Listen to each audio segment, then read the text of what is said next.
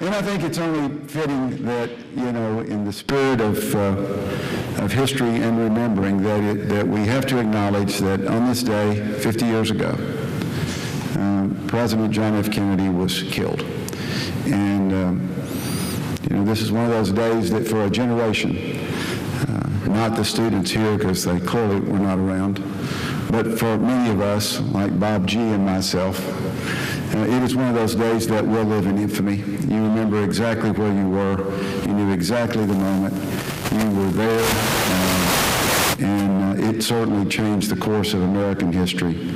Followed, of course, by the assassinations of Lee Harvey Oswald, and later Dr. King, Robert Kennedy. We went through a whole decade of that, and it certainly was a trying and difficult time. So John Kennedy had an enormous effect indirectly on this school because of his Peace Corps work, because AmeriCorps was modeled, the domestic Peace Corps was modeled on his vision as he wanted that torch passed to a new generation. I've had the pleasure of working with members of the Kennedy family on many occasions. And again, today we acknowledge the great contributions President Kennedy made and his family made and are making.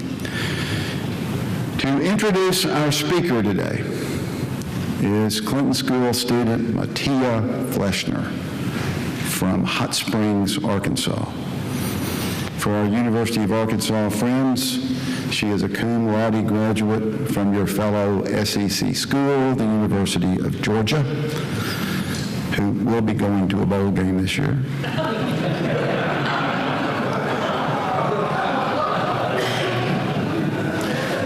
It's my alma mater too. I can take a poke at this. She studied international relations in Argentina, and she has promoted the work of Latin American designers and artists. I have the opportunity of advising Mattia, and I can tell you that she is so bright and so talented, and her world is global. And in our advising sessions, it is not just about what are you going to do, it is what all are you going to do. And we met yesterday, and I'm telling you, you just watch her. You just remember the name, because internationally, she's going to make a difference. She's working on a team project with Cossatot Community College, a part of the University of Arkansas system, where she is studying why Hispanic and Latino students are not entering college at the same rate as other students. And as we know, in Sevier County, Arkansas, in Howard County, the Latino population is exploding. And so she's working with a group of students. I met this morning with Chancellor Steve Cole, who runs that college. He was, by the way, for all of you on that team, he was singing your praises. He also told me that he had given the Clinton School team a nickname, and they're called the Skull Crushers.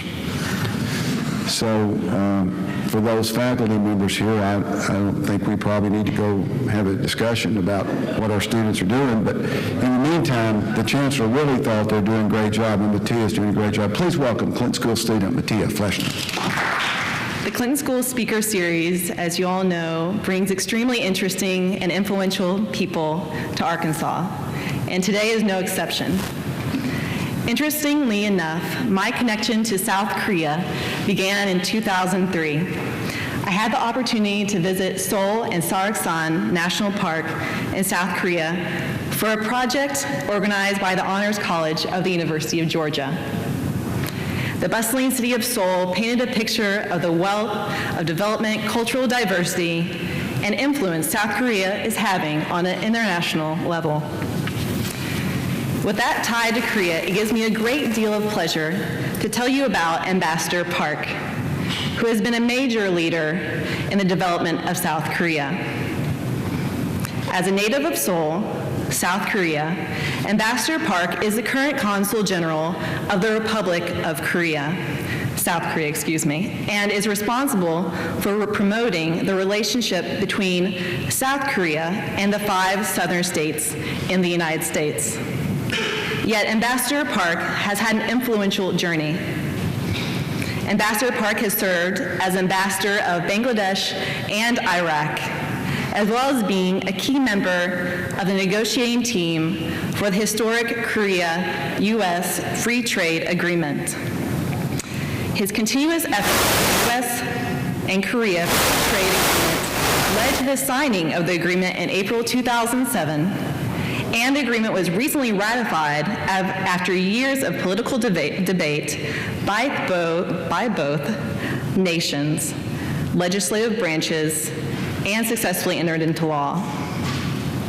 Also, as the ambassador of the People's Republic of Bangladesh, Park promoted Korean expansion into the nation of more than 150 million people, championing efforts to realize the importance of emerging markets. Prior to his work as Consul General, he was the ambassador of the Republic of Iraq. Ambassador Park led the development of Korea-Iraq relations and Korea investment in many areas, particularly in the energy sector. Through his leadership, Korean companies now hold a major role in the reconstruction and redevelopment of Iraq, promoting trade, cultural awareness, and exchange programs, and building relations with Korea on an international level. Ambassador Park has illustrated the importance of U.S.-Korea collaboration. During the 60th anniversary of the alliance between South Korea and the United States, please help me welcome, with pleasure, Ambassador Park. 여러분 감사합니다. Thank you very much for welcoming me and giving me a chance to stand before you. And thank you, Mattia, for a wonderful presentation, introduction, which is a little bit too much magnified. I don't know whether I deserve such a generous introduction. And thank you for the presence of Secretary McMartin, who had been the honored guest of the Korean government, and we are quite pleased to invite him to visit South Korea during, I think it's during last week. He just came back from Korea. I wonder whether you get over the jet lags already or still in the state of suffering. It is quite a distance. Seoul and Arkansas, especially Arkansas, has no direct flight with Seoul, so you need to change the flight. I visited Arkansas and Little Rock several times already in the past, and this is my first time to have a chance to meet face-to-face the students and many leaders of the community and the government officials and business leaders. I'm very much honored and humbled to have this wonderful meeting and give you some lectures introducing South Korea and U.S.-Korea relations and its vision for the future. I hope that my lecture today will give you some new perspectives of our country and our relations. Let me start with slides that we have prepared.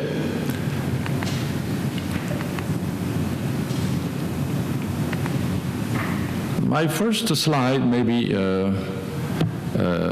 beginning with a scene that is very particular between any two countries existing in the world. And that shows something very unique, that United States and Korea, these two countries, they gather very often during the year to commemorate the Korean War veterans and honor the fallen comrades, simply because Korea and the United States are the we share the same battles, same memories of sacrifice during the Korean War from 1950 to 1953. And this year particularly marks 60th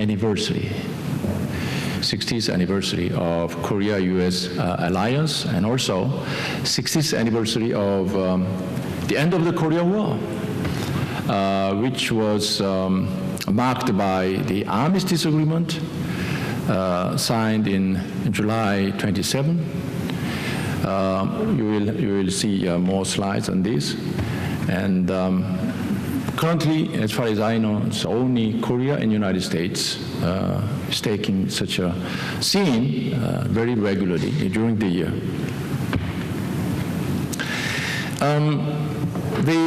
The history of Korea-US alliance dates back to 1953.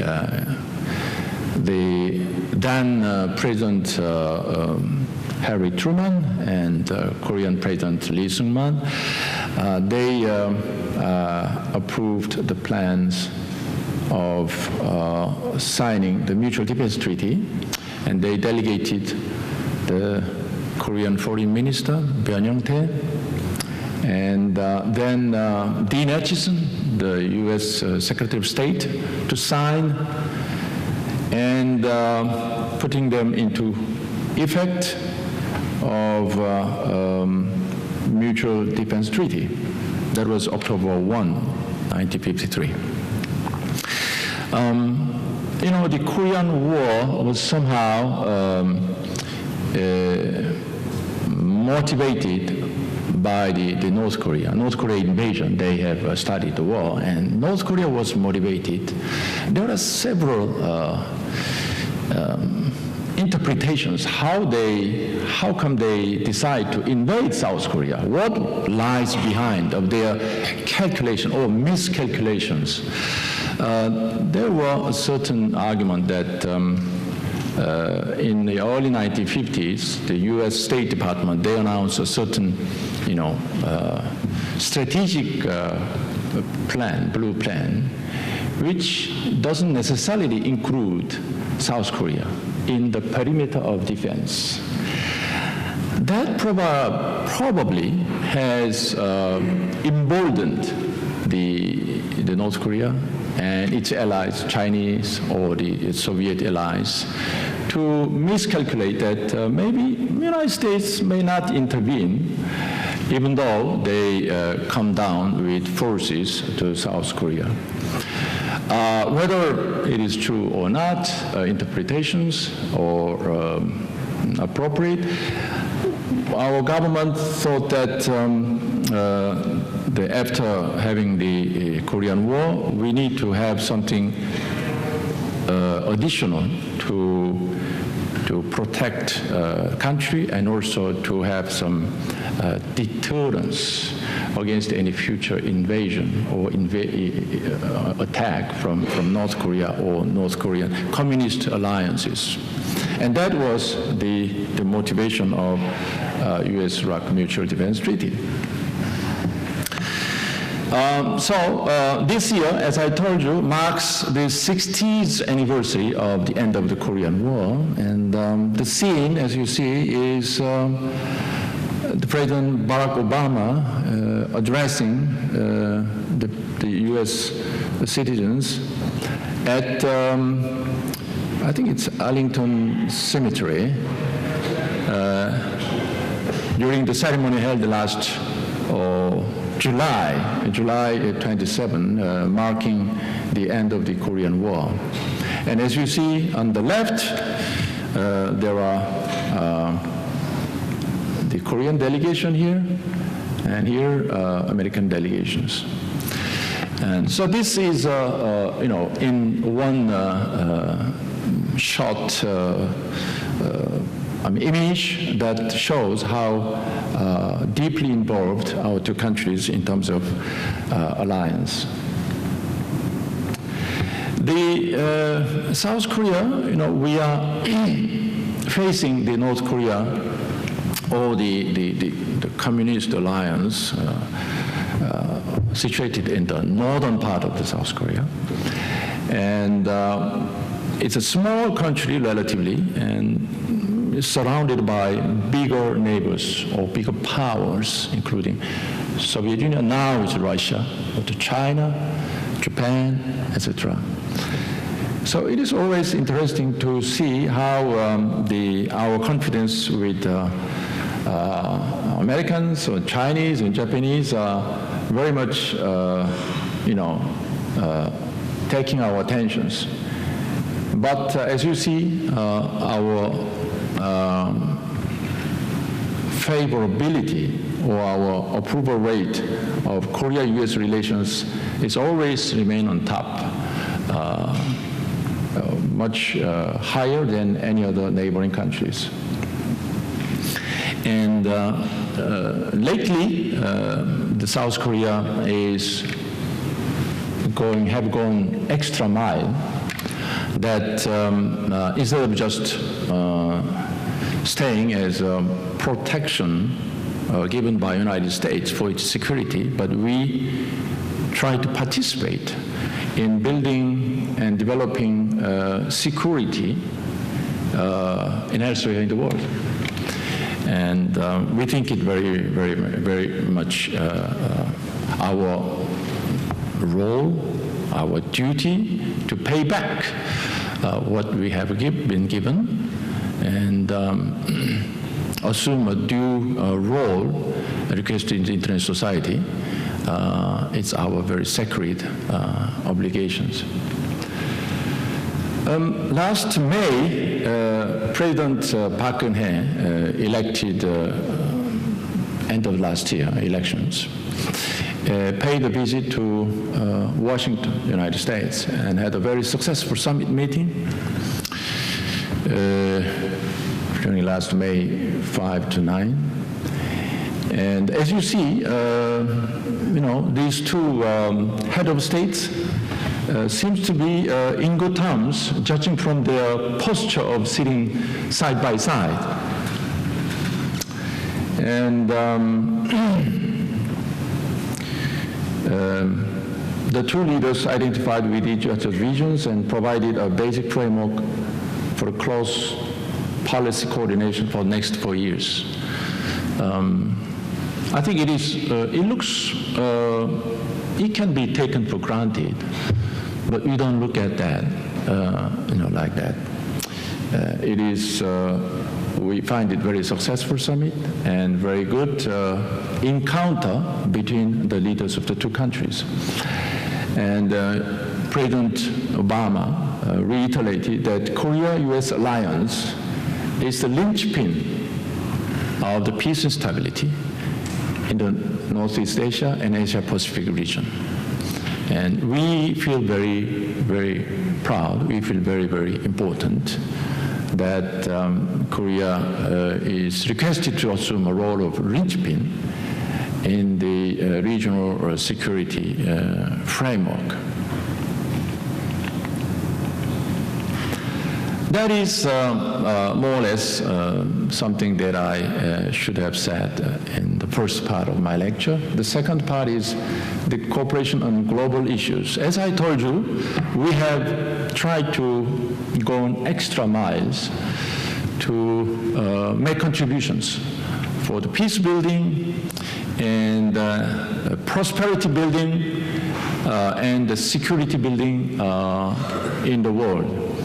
And we are very much honored to host first G20 Summit as a country, non-member of G7.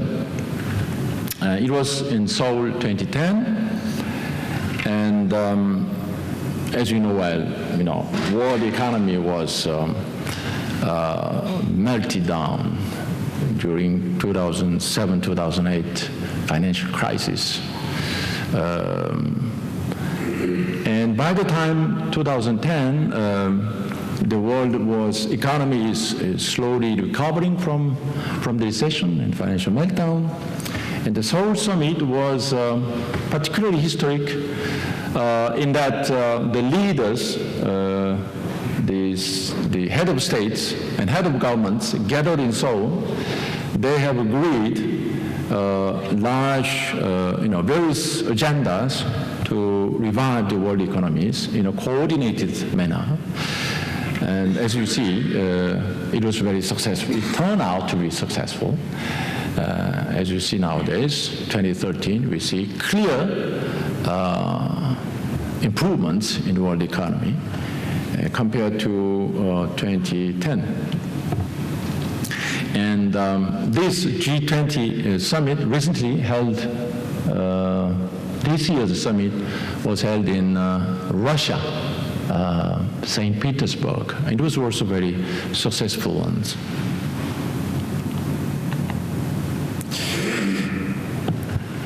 Korea is, often cited as a unique case of turnaround from receiving aid recipients to donor countries. The per capita income of 1962 of South Korea was $62. Now, this is more than 23,000. I don't know the exact number, but it is increased in a rapid pace. And we think that now we are in a position to return what we have given and what we had benefited from international community, especially from the United States, that we have received a lot of food aid, a lot of financial aid, and also the people-to-people exchange type aid. Like a Peace Corps, there were so many American volunteers, members of Peace Corps who have visited South Korea for a period of 1 year or 2 years, and they have done a lot. The former U.S. ambassador to Korea, Ms. Stevenson, used to be members of Peace Corps during her younger days, and we are really glad to welcome her as an ambassador. And apparently she was happy too. But now, as I told you, we want to give back, and our commitment to international assistance, development assistance, is rapidly increasing. Now we give more or less $1.4 billion per year spending for the development assistance. And we are very much happy to organize fourth high-level forum on aid effectiveness. Normally, this type of international conference is taking place during among these donor countries, and Korea was the newcomer to this type of congregations. Another one is, nuclear summit, nuclear security summit, which held in 2012. Nuclear security summit was first launched by President Barack Obama in 2010, and Korea was honored to host the second, 2 years later, the second meeting in Seoul. The third meeting will be held next year in Amsterdam, Netherlands. So the second year, we have discussed and we have agreed to take a measure to prevent, the nuclear weapons become certain possessions of terrorists or other state or non-state entity, which will give grave danger to the world securities. And the main issues to discuss was cooperative measures to combat the threat of nuclear terrorism, protection of nuclear materials, and prevention of illicit trafficking of nuclear armaments. These are several issues of cooperation on global issues. But none of these issues are more visible than economic partnership between Korea and United States. Actually, South Korean economy, the size of the South Korean economy is bigger than you may have thought. The trade volume-wise, the Korea has become 9th nation to join a group of nations who surpassed $1 trillion trade volume. And in the last year, 2012, trade volume was 1 trillion, a little bit more than 1 trillion. And we are belonging to the same group as France, UK, Korea, Netherlands, achieving $1 trillion trade volumes. And the United States and Korea, I think we are very much active side by side in the international trade.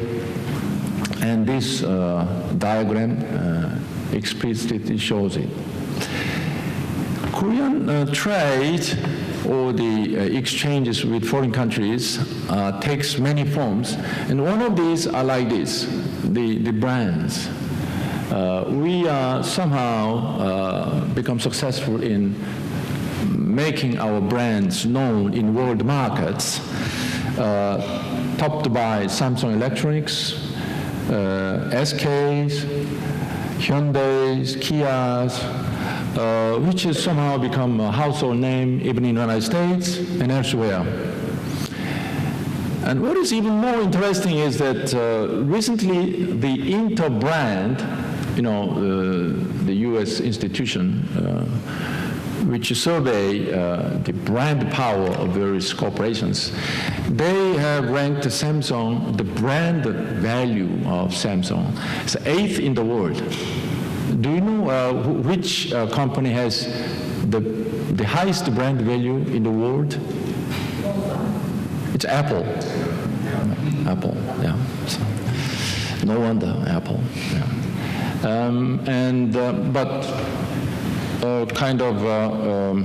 Other high-ranking, McDonald's is also very highly ranked, number 4 or 5. Which others? Coca-Cola. Coca-Cola, yes. Coca-Cola used to be number 1, but now it's exceeded by Apple. And number 8 is not bad. And Hyundai, in case of Hyundai Motor Company, is ranked as 117 in the Fortune 500, but its brand power was ranked 43. And the 43 is, the same rank as many Japanese and German car brands. So I think we have reason to be proud of these very prosperous brand powers in the world markets. So another snapshot of the strengths of Korean industries. Shipbuilding is number 1 in the world. And DRAM, chip making is another number 1 in the world. LCD, digital, product number 1. Mobile phone number 1. And steel, automobile, petrochemical. These are several examples of very strong Korean industries. Do you know Korea is also a very much energy-dependent country. We import 2.6 million barrels of oil per day. Anybody who knows how much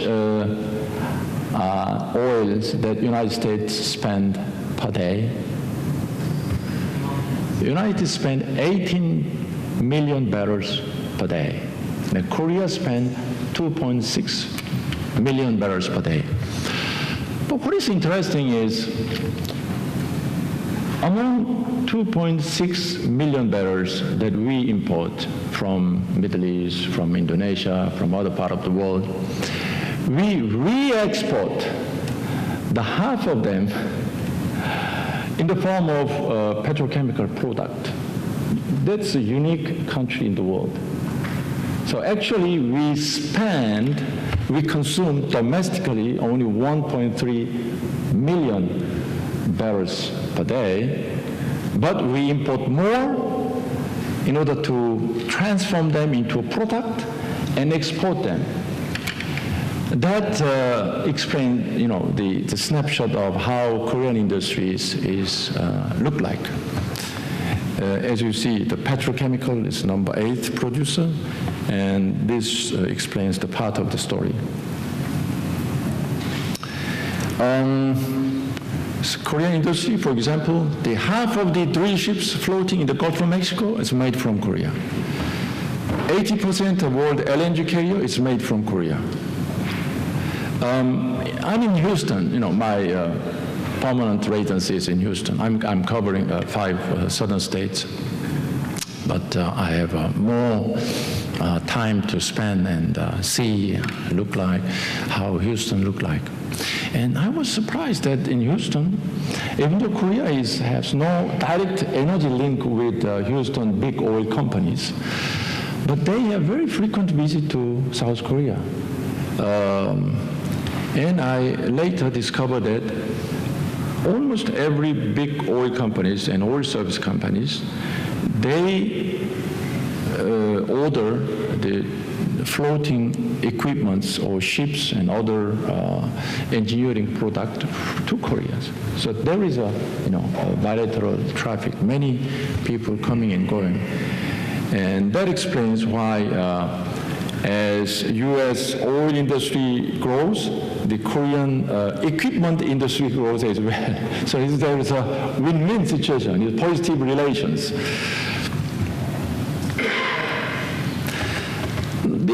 One of the background, the secret behind this, the strengths of the Korean industries can be explained by this type of diagrams that this shows the R&D spending, how each country spent their money into research and development. As you see, Korea is one of the top R&D spender, 3.5%, along with Japan, and Germany, a little bit less than 3%.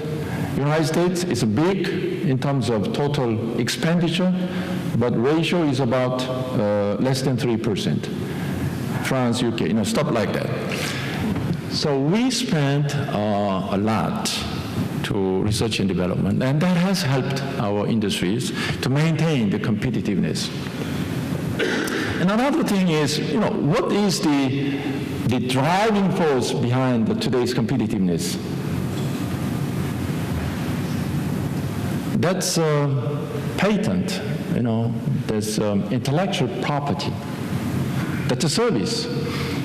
And also, it's the internet. So the intellectual property and internet, you don't see it very much because it is not tangible, but it is in the background. It serves as a basis for the competitiveness of a country. As you see, Korea is number 4 in the world in terms of patent application, and its internet penetration is number 1, mobile speed number 1, and desktop speed number 2. So internet-wise, as Secretary, maybe you had a chance to enjoy the speed of the internet available in South Korea, and also Motia. Yeah, it's faster than United States. I think you must admit that. A lot faster. So if you need to download a movie, for example, it's just a matter of seconds that in South Korea you can do it and enjoy whatever amount of time later. And based upon this strength in the industry, the Korea and United States signed the free trade agreement in 2000. I think signing was made in 2007, and it has finally entered into force after long procedure of ratifications last year. And as you see in the picture, do you see in the picture? Somebody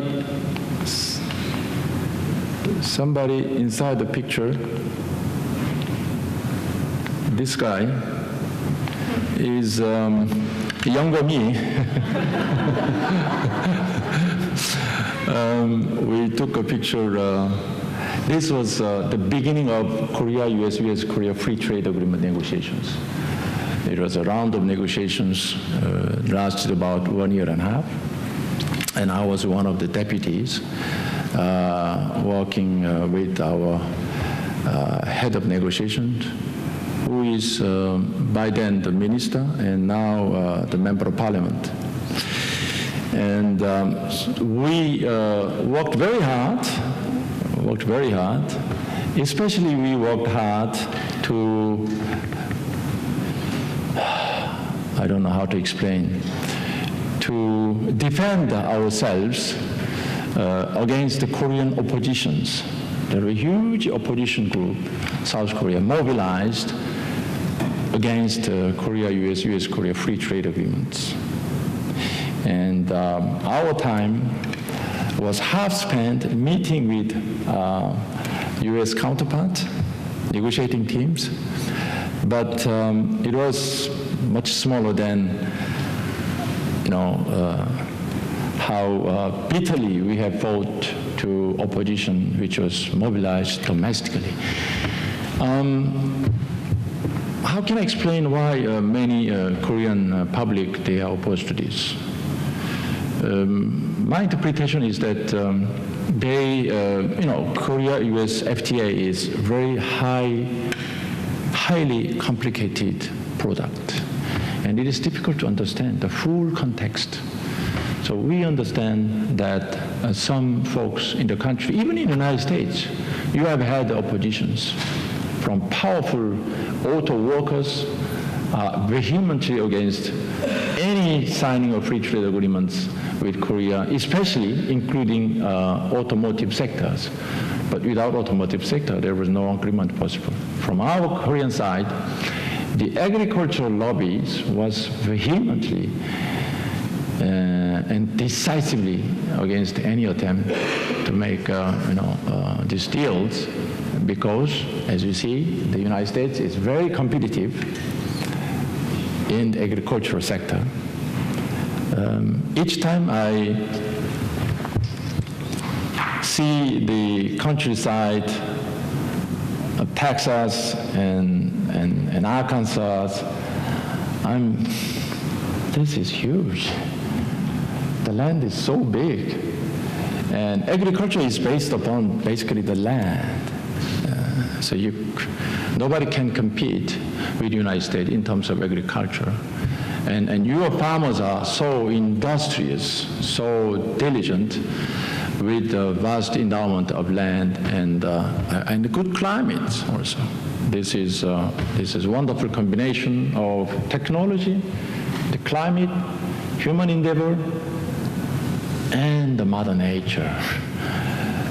No country can compete. But whatever the case, it was a U.S. free trade agreement. And now the bilateral trade volume is more or less $100 billion. I'm very positive that it will be soon become greater. And currently, Korea is the 7th largest trading nation of the United States, but only 1/5, about 20% of U.S. citizens believe that Korea is such an important trading partner. Mexico, yes. Canada, yes. But Korea, I don't know. But in fact, yes, Korea is a very important trading partner of the United States. Between U.S. Korea, This is a ranking, relative ranking. And we have so far expanded our free trade networks. US is the most recent additions, but before that, we had free trade agreements with European Union, EFTA, Turkey, India, ASEAN, Singapore, Peru, Chile, and so forth.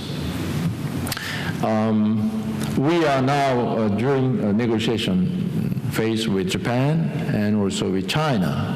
And also recently, we are starting discussing with the United States about TTP, Trans-Pacific Partnership. And so maybe this map will be much enlarged in the future, but current map of Korea's FTA look like this. In a nutshell, Korea-US FTA is more than 85% of US export will become duty-free within 5 years.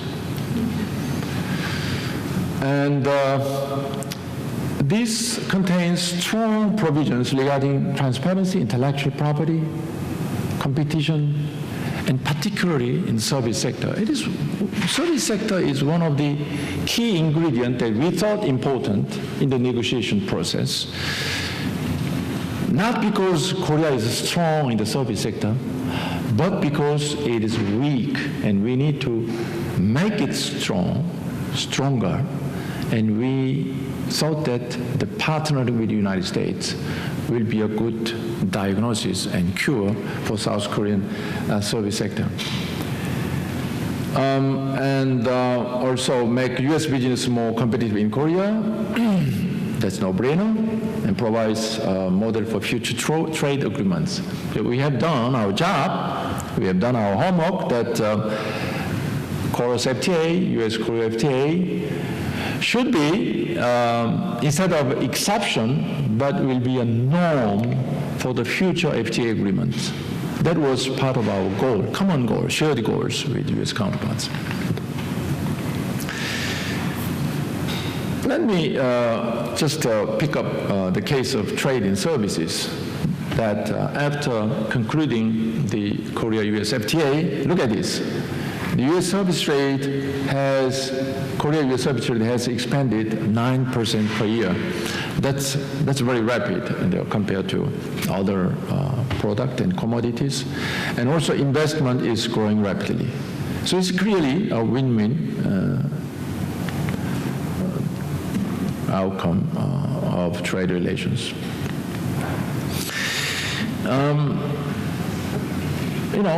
Economy, alliance,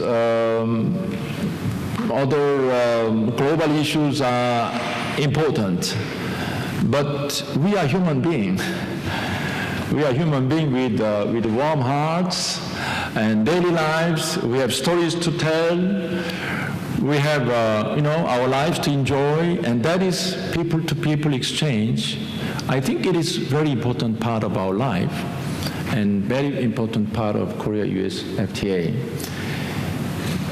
I hope that Mattia or the secretary have enjoyed the scene in South Korea like that. The combination of the ancient palace with the modern skylines. Have you maybe had the chance to hit the bibimbap?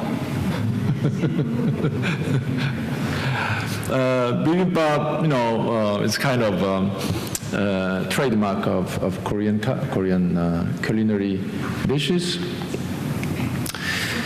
But I think I must spend more time talking about Korean way. It has already become a cliche that Psy has made a world record in YouTube hit. I think it's approaching 2 billion YouTube hits. The record is first so far, and it will be very hard to break that record in the future as well. 2 billion, my God. And that's Psy. And do you know who are they? this guy is become suddenly more famous in United States than in Korea. Yeah, and he became also famous in Korea, but the United States become a stepping stone for his kind of fame. But this group of girls start their debut in 2007, 2008. Now, it seems that 5, 6 years later, they finally become famous in the United States too, because early November this year, the YouTube, they kind of have given awards to the most I don't know what, any video award, music video award by the YouTube, and there were 10 group and singers were in the candidate list, including, you name what? You name Lady Gaga, Justin Bieber, Miley Cyrus. Forgive me if my pronunciation is bad. And who else? This long list of American idols. But these ladies, they won the medal. They won the awards. And many people got surprised. How come K-pop? What is that? But believe me, it is more well known than you may have thought. And New York Times, they have recently commented about the Korean pop culture, that South Korea never just apes the West, but put its own top spin on music, fashion, food, and technology. That's kind of a catchphrase, interpretation given by New York Times.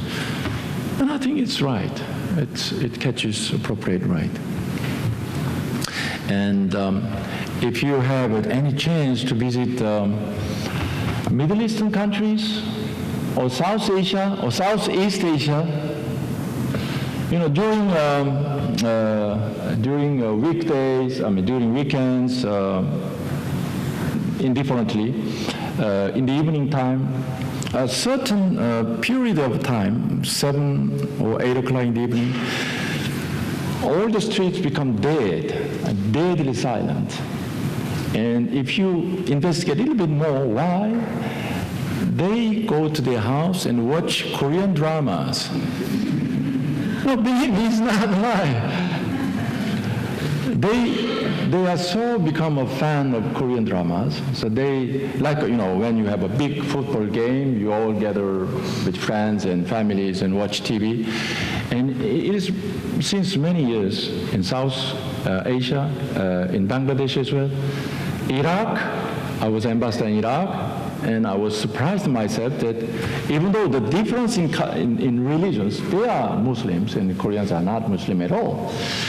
But I don't know, they love that, the Korean dramas, they really into it. And it's a part of Korean wave, Korean culture. So the President Barack Obama is mentioned during the press conference with President Park Geun-hye during her visit to Washington. Of course, around the world, people are being swept up by Korean culture, the Korean wave. As I mentioned to President Park, my daughters have taught me a pretty good Gangnam Style.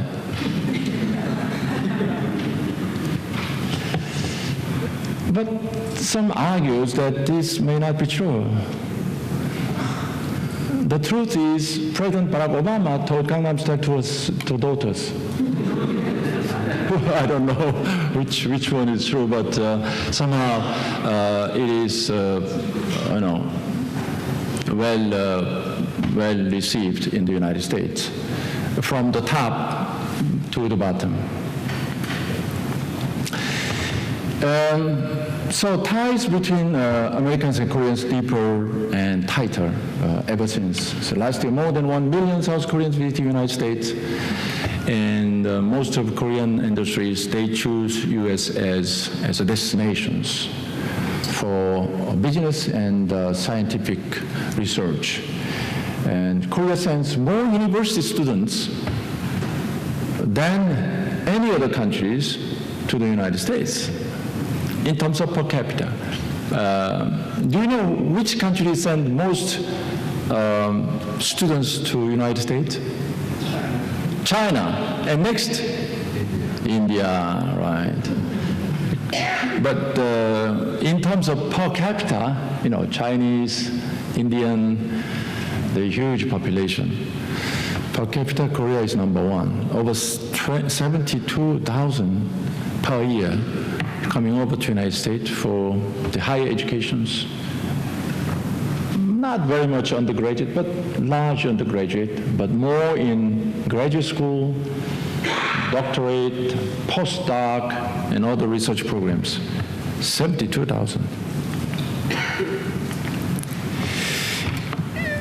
There are certain tools to promote people-to-people exchange that we have. As one of them is TALK program. It's Teach and Learn Korean. Teach and Learn in Korea, sorry. That's a program that I mentioned to Mattia before I came here, that if you apply, you know, the undergraduate scholar can apply that. TALK program, and if you accept it, you can spend from 6 months to 2 years in South Korea and can act as an English teacher. And mostly they are sent to rural cities or rural villages, elementary school, middle school, or in high schools.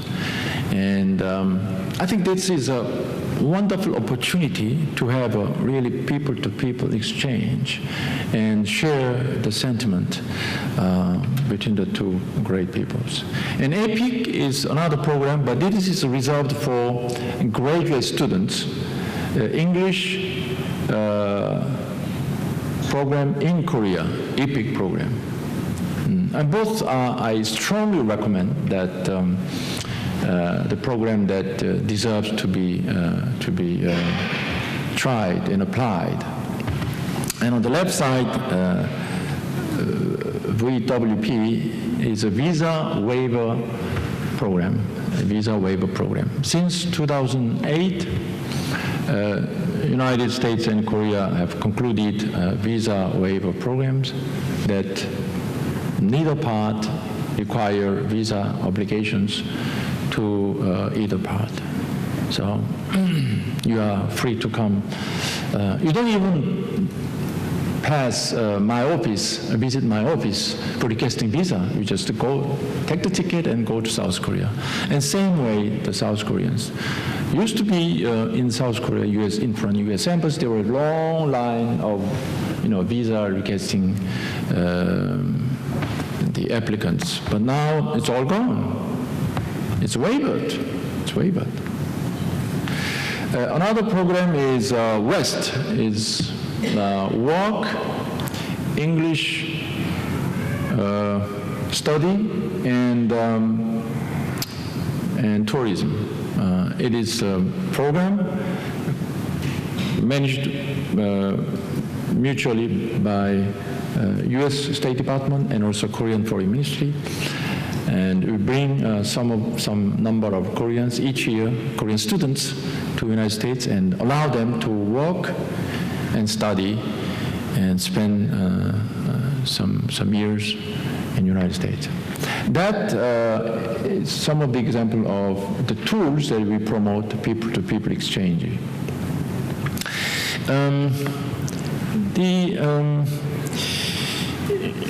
United States is amazing. It's really inspiring in terms that the compassion that U.S. citizens have vis-a-vis the people in the other part of the world having the sufferings and difficult times in the past. You have a Holocaust museum in almost every big city in the United States for Jews who had suffered so many their sacrifice during Second World War.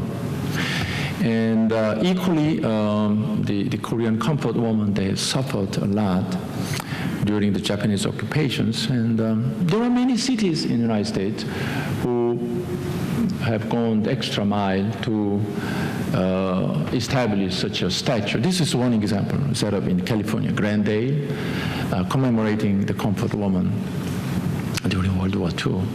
So it is very, very, inspiring, and we feel humbled by this type of compassionate action by the U.S. citizens. Who are the Korean Americans? In short, we are about 1.7 million living in the United States.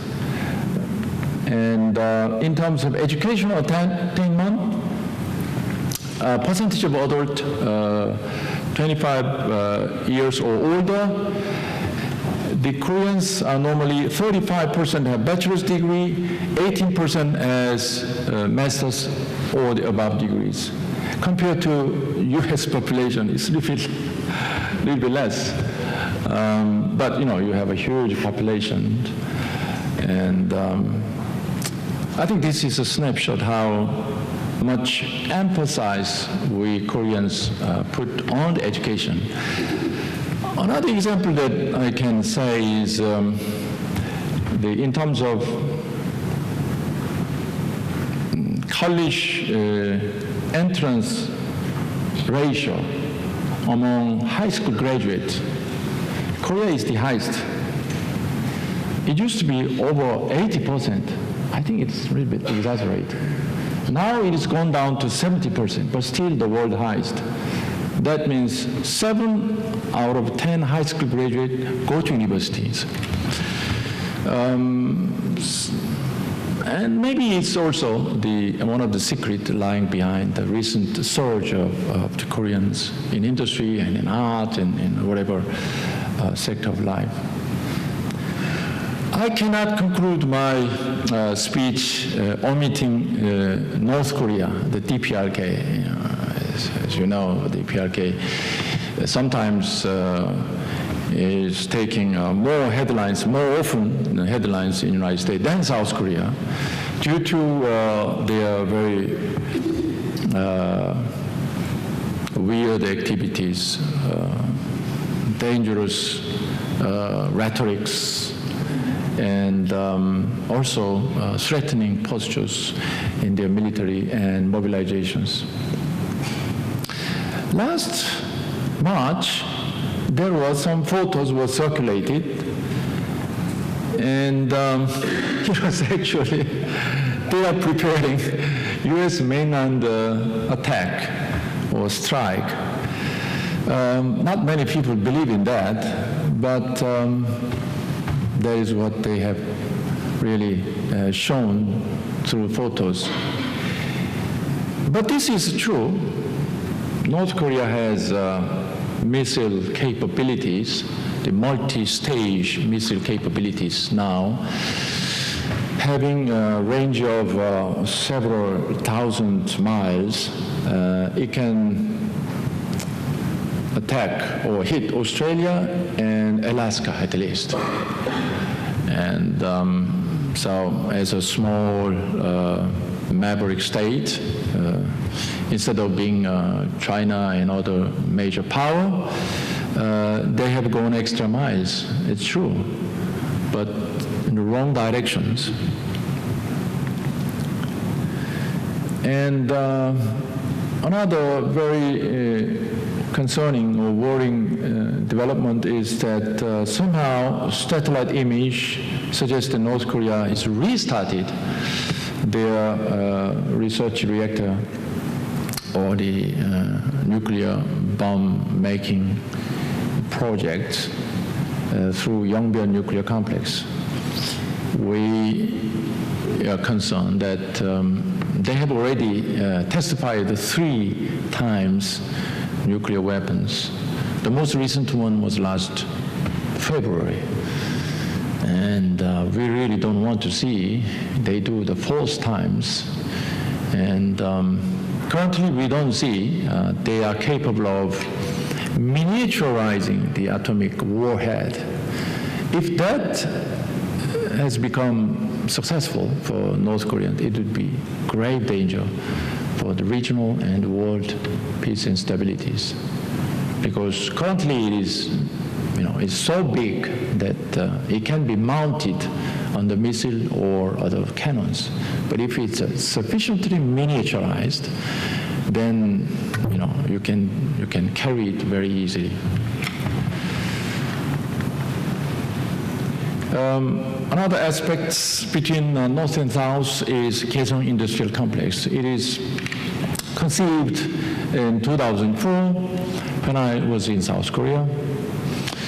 I was a deputy director general in economic affairs, and we had spent some time, there was a team, how to conceive this Kaesong Industrial Complex in North Korea, that we built certain industrial installations in the heart of North Korea, and using North Korean workers and providing from South Korea the capital, technology, and management. So it's a combination between the two nations, and we hope that it will serve in the longer term the rapprochement between South and North, and it will help to open up the North Korean society and also develop this more free market environment in North Korea. That was our dream, our initial purpose. But as you see, it has seen more difficulty period during the last couple of months. And it was finally closed last April and reopened last September.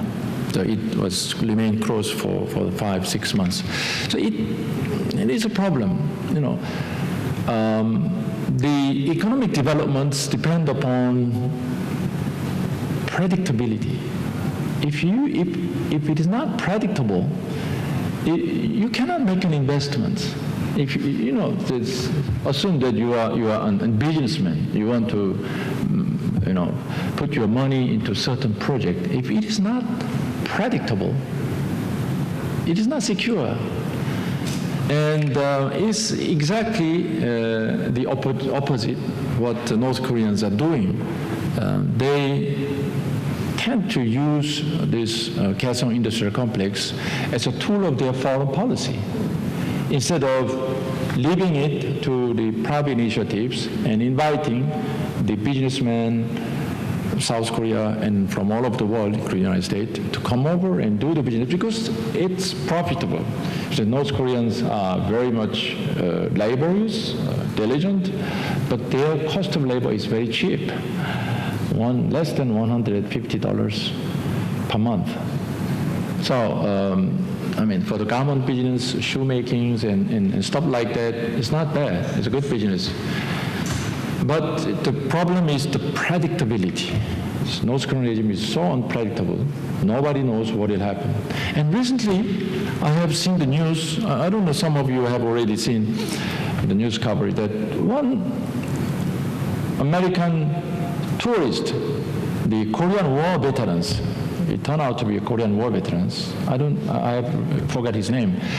Now he visited last week or 2 weeks ago North Korea as a tourist, and somehow he was just taken away and detained.